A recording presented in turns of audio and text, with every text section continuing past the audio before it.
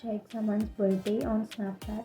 So if you want to check someone's birthday on Snapchat, then first you can open up your Snapchat application, and then you can simply go for chat, which is on the bottom left, and then you can simply choose any chat that you would like to know the date of birth.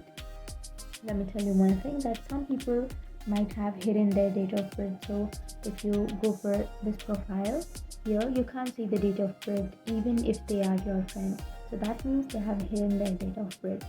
But if you go for another profile like this one, here you can see that this person's birthday is on 28th of November.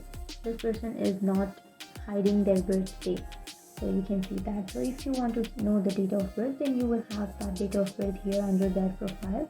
But if you can't see that, then that means they have hidden it.